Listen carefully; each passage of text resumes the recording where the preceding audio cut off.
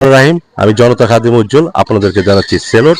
প্রিয় দর্শক, আমি নির্বাচনের প্রচারণা করতেছি আমাদের দুলালপুর ইউনিয়নে, দুলালপুর গ্রামে আমাদের যারা আছে ধানের শীষের কর্মীরা এবং নেতারা। তা আমি ওনার কাছ থেকে একটু সাক্ষাৎকার নেব, ওনার কাছ থেকে ধানের শীষের বিষয় দেখি আমাদের দুলালপুরের লোকজন ধানের শীষের বিষয় নিয়ে কি বলতে চায়। আপনারা যে ওয়ার্ক করতেছেন কি মার্কায়? আমরা ধানের শীষ মার্কায় ওয়ার্ক করতেছি। ইনশাল্লাহ আমরা বাড়ি বাড়ি ঘরে ঘরে যাইতেছি, সবার দ্বারা দ্বারা যাইতেছি আমরা ধানের শীষের বোর্ডের জন্য।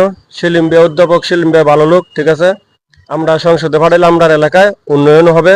আমাদের অনেক কিছু কাজ বাকি রয়েছে, সব কাজ কিছু শেষ করে যাইতে পারে নাই। পুরা কামড়ি আমরা সেলিম ভাইয়ের দিয়ে আমরা পাস করে সংসদে দিয়া আমরা চাই যে এই কাজটি আমরা এলাকা ভিত্তিক হোক, ঠিক আছে। এই জন্য আমরা সবাই আমরা একসাথে হইয়া, ঠিক আছে, আমরা ধানের শীষের পক্ষে গণজোয়ার সৃষ্টি করছি। ইনশাল্লাহ বিজয় আমরার নিশ্চিত। প্রিয় দর্শক, আসলে ওনার কথা হলো উনি আশ্বাস। আসলে আমি একটু বলতে চাই যে আমাদের ধানের শীষের মার্কাটা আমাদের শহীদ জিয়ার মার্কা। ধানের শীষের মার্কা হলো আমাদের বেগম খালেদা জিয়ার মার্কা। তাই আমি দর্শক, আমি আরেকজনের একটা সাক্ষাৎকার নিচ্ছি, দেখি ওনারা কি বলে।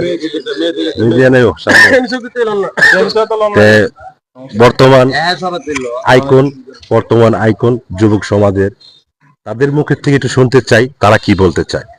বিসমিল্লাহির রহমানির রহিম। আপনারা জানেন দীর্ঘ 17টি বছর জনসাধারণ কোনো সঠিকভাবে ভোট দিতে পারেন নাই, রাতে ভোট হয়ে গেছে। আর দীর্ঘ 17টি বছর পরে জনসাধারণ দেন পোস্টার ব্যানার ছেয়ে গেছে, ধানের শীষের প্রতীকের গণজোয়ার সৃষ্টি হয়েছে।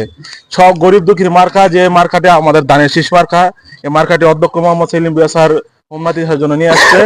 আমরা সকল নেতাকর্মী ঐক্যবদ্ধ হয়ে ওনার জন্য কাজ করে 12 তারিখ ইনশাল্লাহ ওনার বিজয় নিশ্চিত করবে এবং ধানের শীষের বিজয় নিশ্চিত করে আমরা ওনাকে সংসদে পাঠাবো।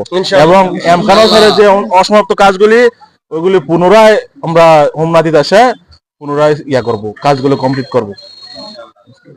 প্রিয় দর্শক, আসলে যুবকদের এই কথা, সাবেক যে কাজটি ছিল আমাদের দুলালপুর ইউনিয়নে বাকি, যদি এবারকার যদি সেলিম ভুঁইয়া যদি এমপি হতে পারে তো বাকি কাজটি ইনশাল্লাহ হবে।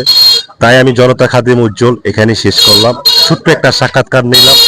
আপনারাও ধানের শীষে ভোট দিবেন, জনগণের সেবা করার সুযোগ দিবেন। তাই আমি ধন্যবাদ জানাচ্ছি সবাইকে। ধন্যবাদ সবাই সাক্ষাৎকার দেওয়ার জন্য।